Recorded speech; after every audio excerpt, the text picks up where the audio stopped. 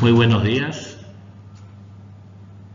El día de hoy vamos a hablar acerca de los tumores abdominales, a los efectos académicos solamente, y porque pasa a ser un tema un poco largo, es que hemos dividido en tumores abdominales superiores en esta clase y en la siguiente hablaremos de los tumores abdominales inferiores. Muy bien. Primero debemos establecer algunas pautas con relación a algunos términos que usamos en esta materia, en esta parte. Primero definamos lo que es un tumor. Es un crecimiento anormal de una parte del tejido de la víscera. ¿Ok? No es que crece toda la víscera de forma anormal. Es una parte del tejido o de la víscera. Eso, una vez que está bien establecido, porque es un crecimiento anormal, no es un crecimiento normal o fisiológico, como podría mencionarse.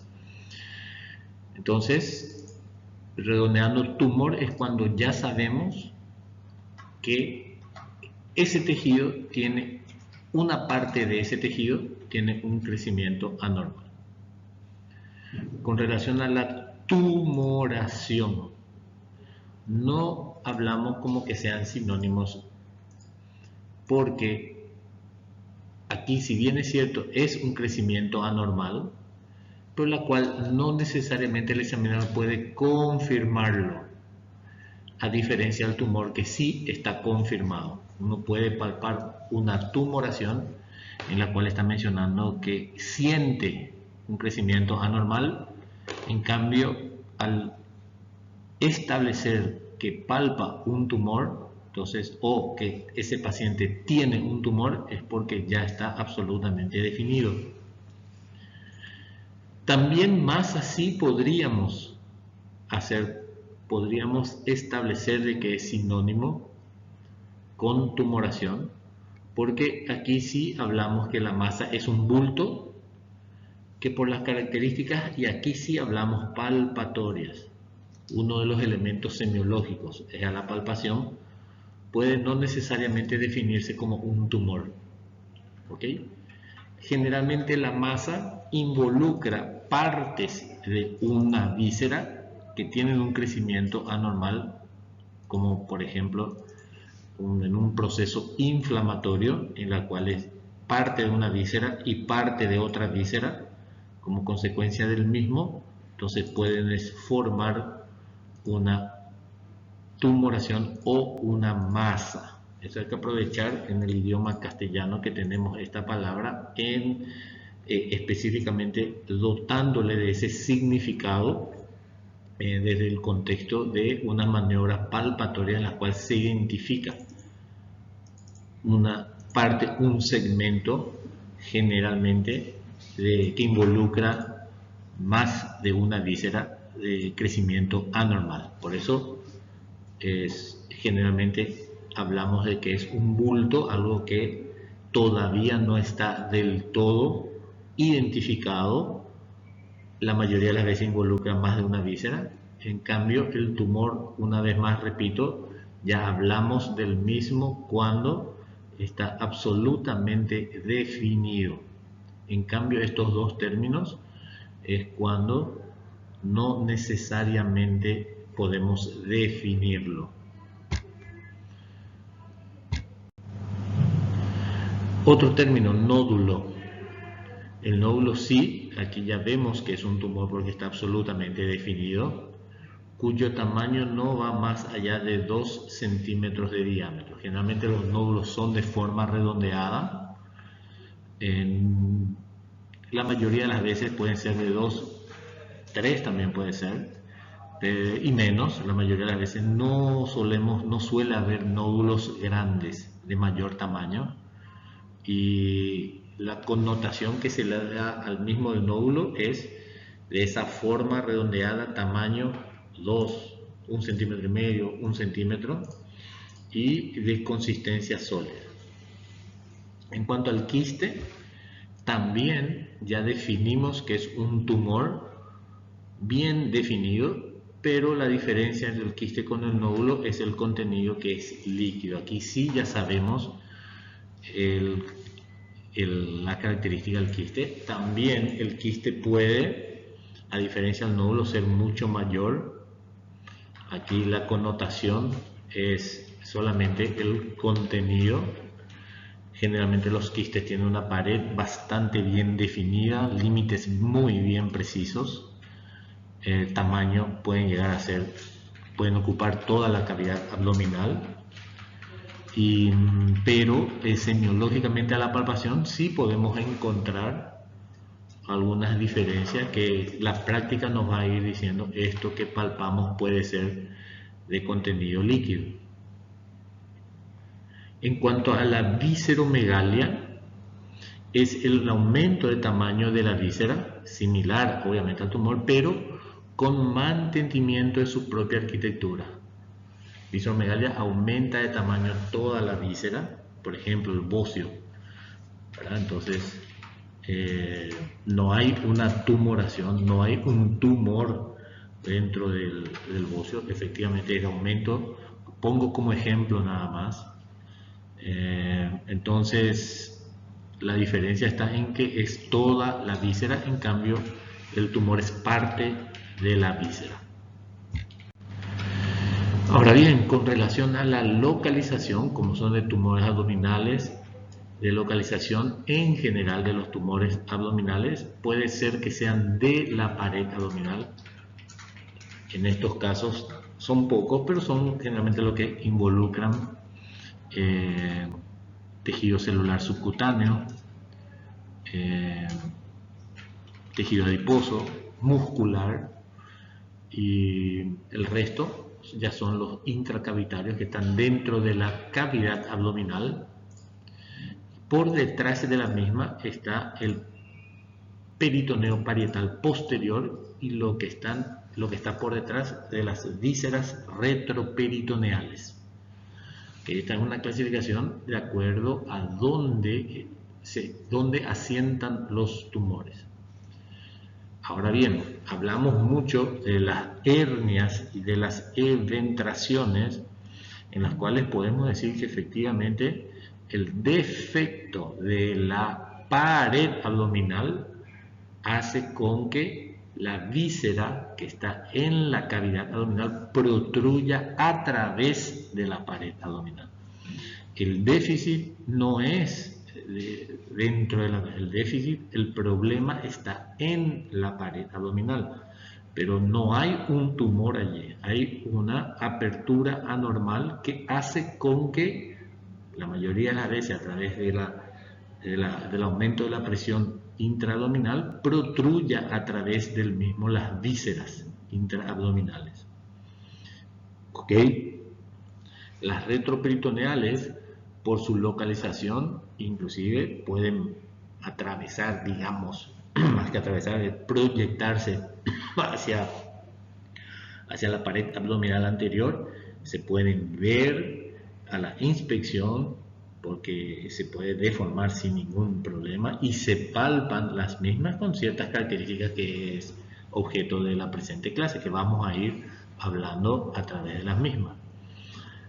Entonces, cuando hablamos de hernias de la pared abdominal, palpamos, se observa una tumoración, por ejemplo en el ombligo, una tumoración que asienta por debajo de la cicatriz umbilical, entonces asienta en la pared, pero no es de la pared, es una víscera intracavitaria que atraviesa el déficit o el anillo herniario y se asienta en la pared abdominal. Muy bien, yendo ya específicamente a la parte, como esta es una materia de tumores abdominales en el contexto semiológico, pueden ser absolutamente todo tipo de tumores del tubo digestivo. Ya sea del esófago, como es abdominal, desde el esófago distal abdominal de los 3 últimos 4 centímetros hasta los tumores de la unión recto-sigmoidea. Estas son el tubo digestivo o de las vísceras anexas al tubo digestivo, hígado, páncreas.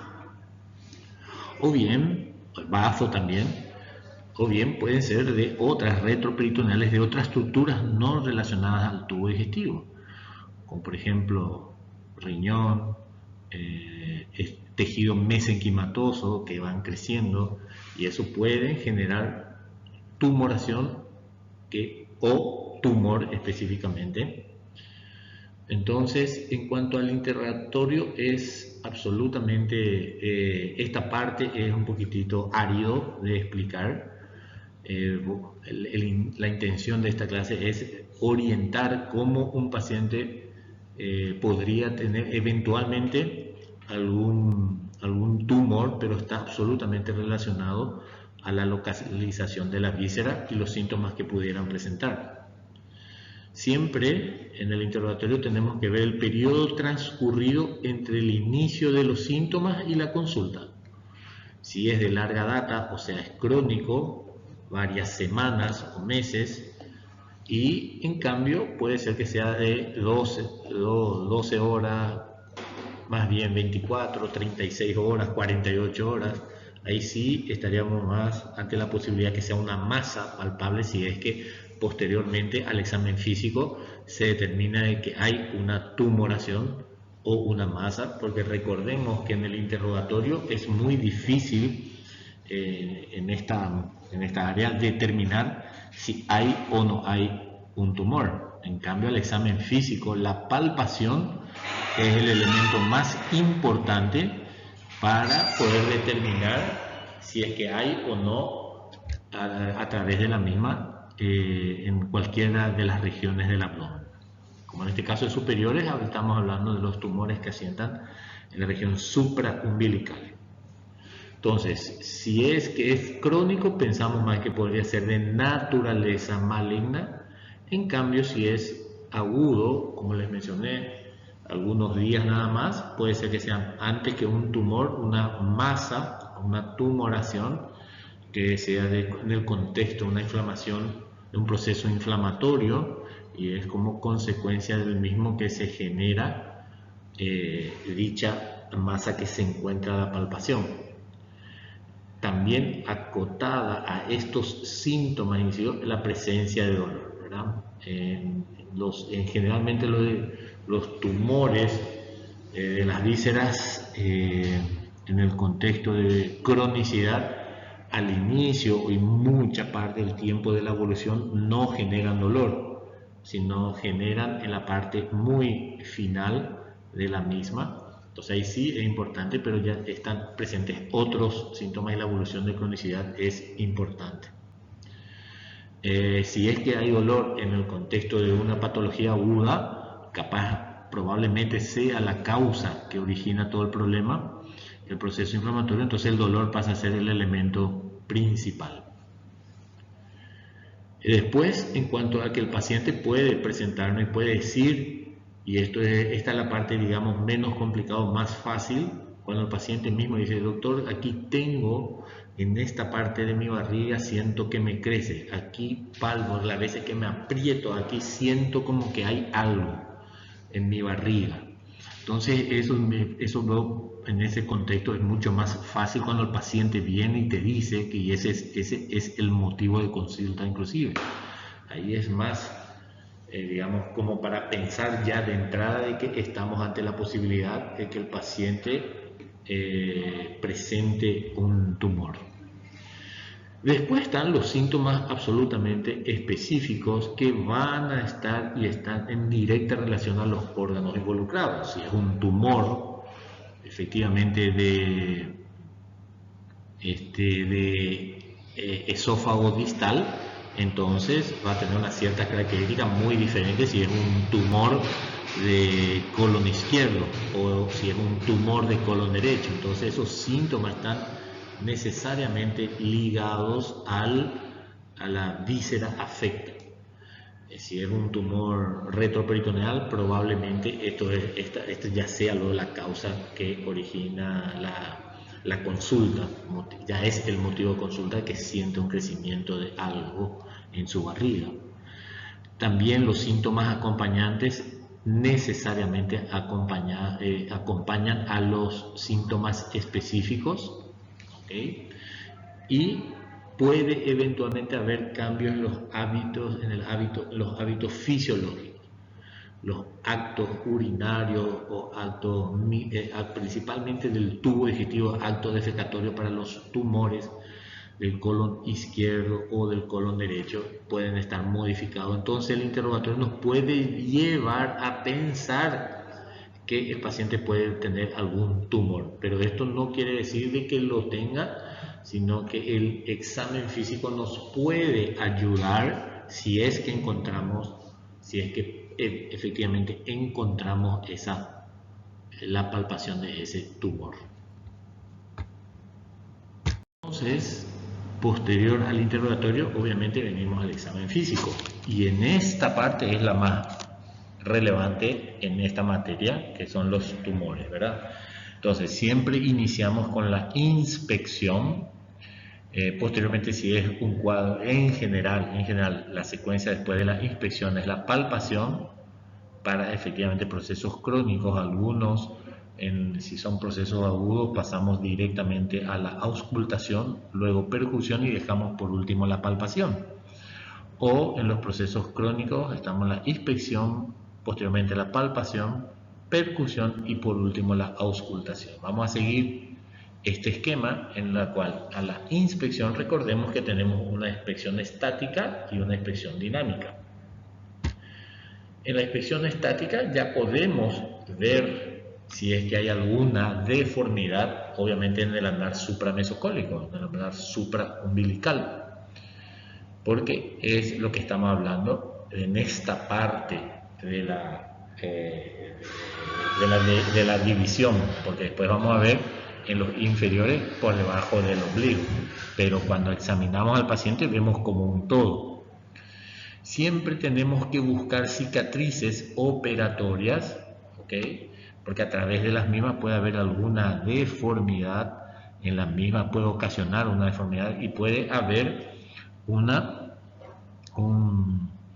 orificio de la eventración en estos casos, y a través de la misma puede pasar una víscera y que atraviesa ese defecto de la pared y se puede convertir en una eventración o una hernia del ombligo, hernia de la región inguinal, etc.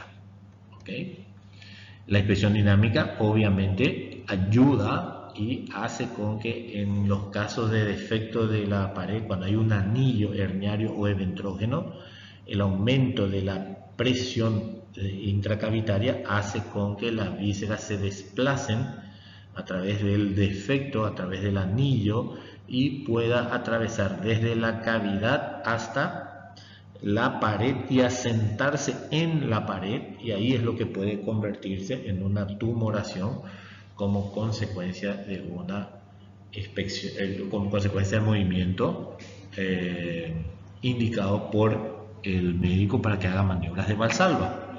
Entonces, estas son las maniobras que ya de entrada se pueden ver, no necesariamente todos los tumores, o sea, los tumores en general tienen que ser muy grandes, que lleguen hasta la pared abdominal para que se pueda ver. Los que más vemos en la inspección, tanto estática como dinámica, son las tumoraciones inherentes a las hernias y o eventraciones. Ahora bien, después de la inspección pasamos a la palpación, y este es el elemento más importante, la metodología más importante, más relevante para detectar si es que hay. Y de hecho, toda vez que palpamos un abdomen estamos obligados a buscar, porque eventualmente pudiera tener el paciente, independientemente de la patología, podemos encontrar al examen físico, a la palpación, un tumor o una tumoración que no necesariamente está relacionado con el motivo de consulta. Para ello, una vez que ya se identifica un tumor, entonces tenemos 9 ítems, aquí están, Yo particularmente los dividí en 3 de 3, 3 características de 3. Siempre estas 3 primeras es lo más lógico, dónde asienta el tumor, en qué parte de la región. Si estamos hablando de los superiores, estamos hablando del andar supramesocólico, ¿ok? Entonces va a ser en la región del epigastrio, flanco derecho, flanco izquierdo, hipocondrio izquierdo, hipocondrio derecho, etc. Puede abarcar más de una región, 2, 3, 4 regiones, lo que implica que el tamaño a continuación ya es de gran volumen. Puede ser un tamaño de 8 centímetros, 10 centímetros, 12, 14, 15, puede abarcar el abdomen superior y el inferior, etc. Y a continuación, una vez que definimos el tamaño, vemos la forma. Tenemos dos formas, una forma redondeada o una forma alargada.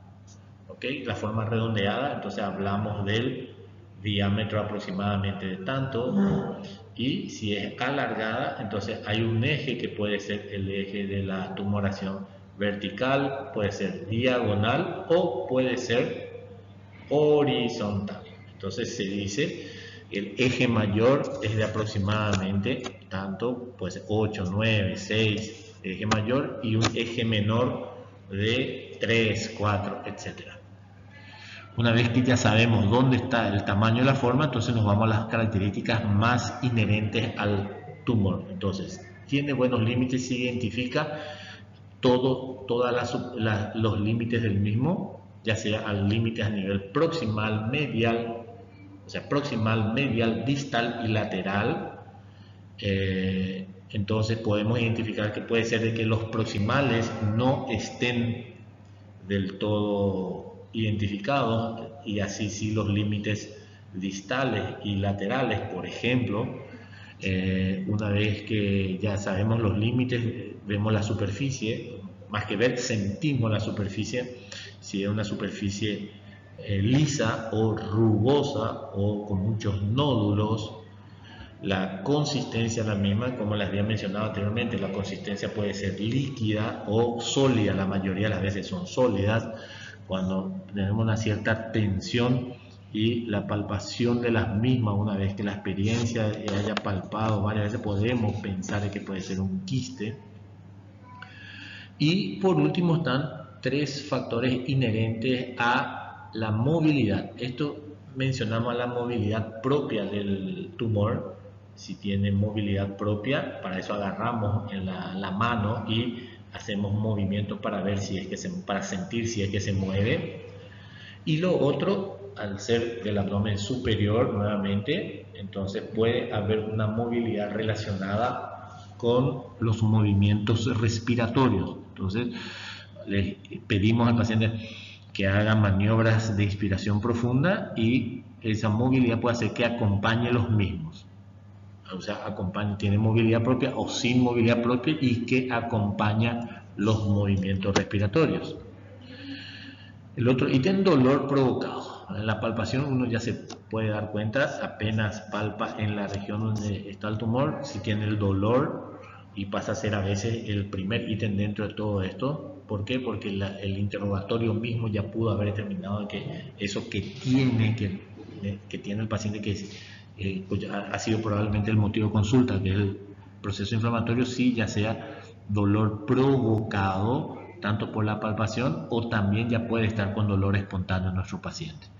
Esto es más allá de la tumoración o de la masa que estemos percibiendo, puede tener un dolor en otra parte del abdomen, además del lugar donde asienta la masa y o tumoración. Por último, si tiene una pulsatilidad, esto está absolutamente relacionado con que esa tumoración sea de una patología relacionada a las arterias o venas, la más frecuente obviamente.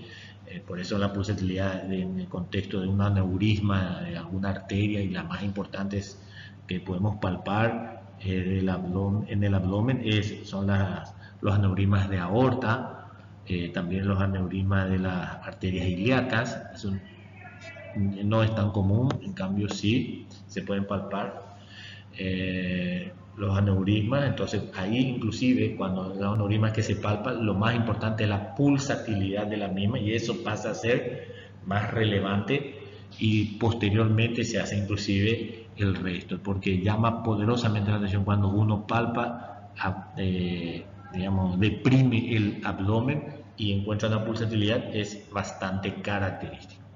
Entonces, como veremos, entender, ver las informaciones que nos proporcionan todos estos ítems, es que en la medida de las mismas es que se van luego incrementando el conocimiento que tenemos de cómo crecen los tumores, podríamos pensar y qué tipo, a qué víscera corresponde y a los síntomas que presenta el paciente detectado a través del interrogatorio, es lo que podemos ver hacia dónde apuntamos. Luego de la palpación está la auscultación y la percusión, o percusión y auscultación. Esto es variable, como ya les mencioné. A la auscultación generalmente no hay modificación, ¿verdad? 3, 4, 6, 8 ruidos hidroaéreos sin ningún problema, no hay generalmente mayores modificaciones cuando hay un tumor. En cambio la percusión sí, encima del tumor, cuando se percute puede ser mate, ya sabemos la palpación, ciertas características, el tamaño, entonces cuando percutimos encima generalmente es mate. Y hay que ver si es que hay dolor en el momento de la percusión. Puede ser, por eso está interrogado, ¿será que tiene dolor? Y es un elemento a considerar en el contexto de las informaciones ya previamente establecidas en el interrogatorio, más a la palpación. Entonces la percusión puede generar dolor y eso sí es algo más característico de las patologías inflamatorias agudas. En cuanto hemos dividido esta clase ahora en los superiores, vamos a hablar de cada uno de los lugares en los cuáles son las estructuras anatómicas que se encuentran en las diferentes regiones.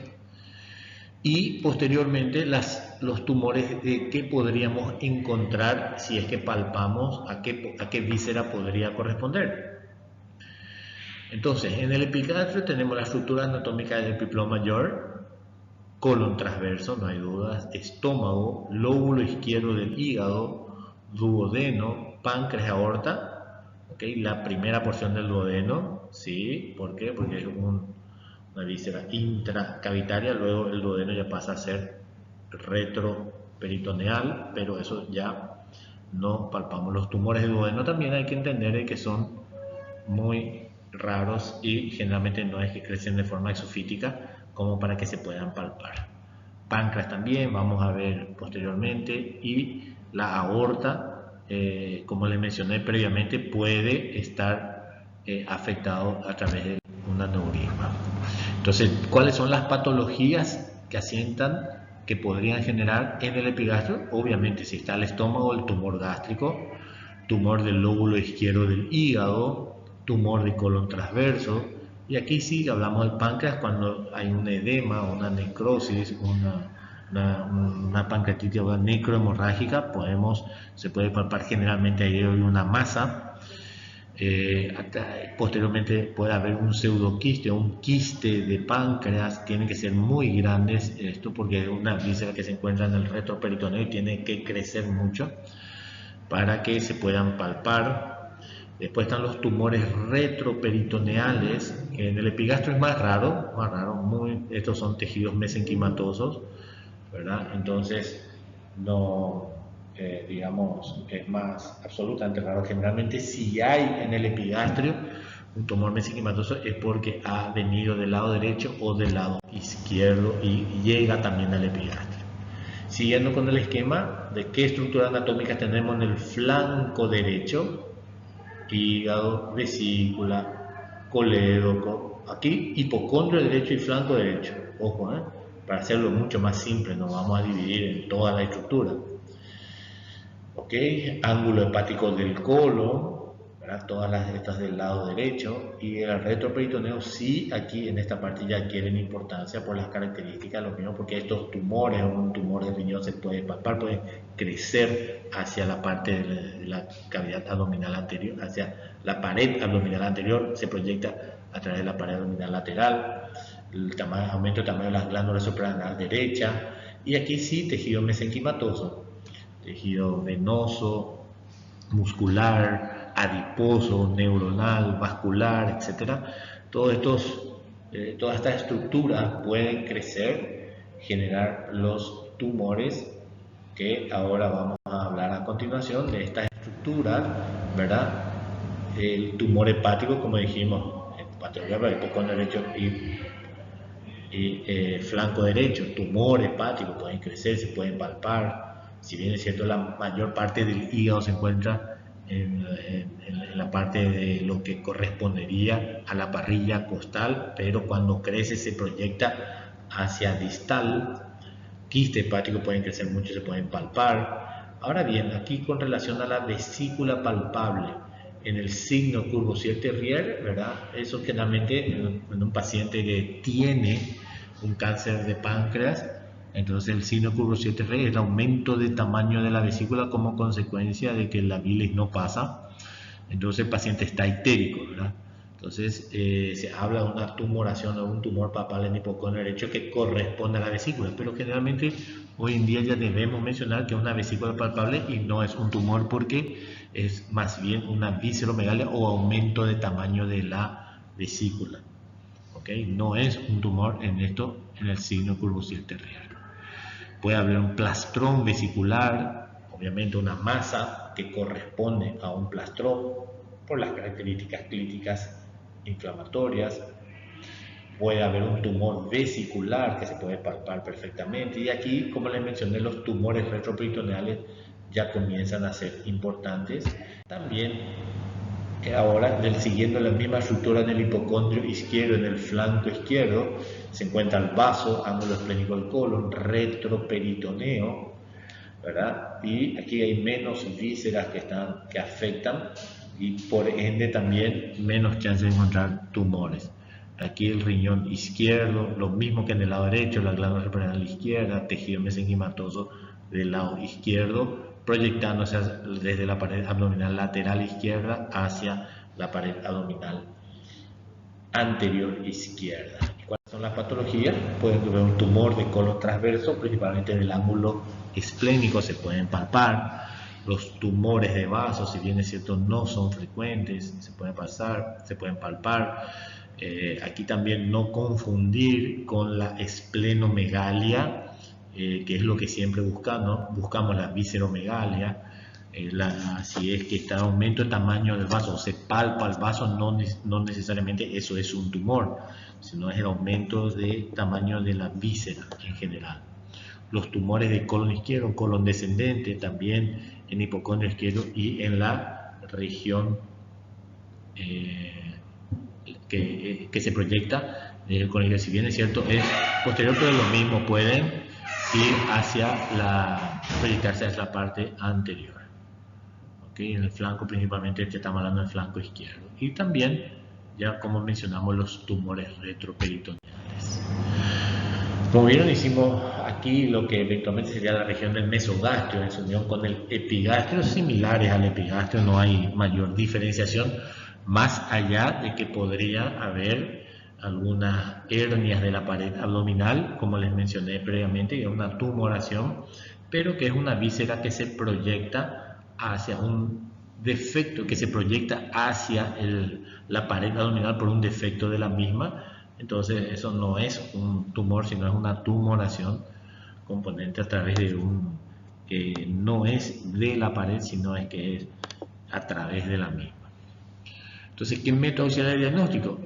Entonces, más allá de la presunción que nos otorga el interrogatorio más el examen físico de la palpación, percusión y la misma, vamos a solicitar el estudio que corresponda. No podemos decir que hay un solo estudio, no es la tomografía, no es el laboratorio, o sea, no es que por este orden que está aquí es lo que se debe seguir.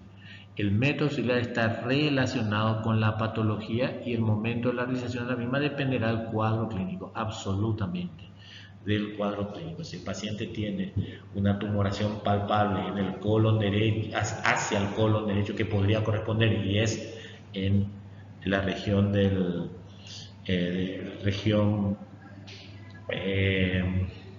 abdominal anterior, que se proyecta hacia la pared abdominal lateral al nivel del flanco derecho, obviamente ahí lo más probable es que solicitemos una colonoscopía.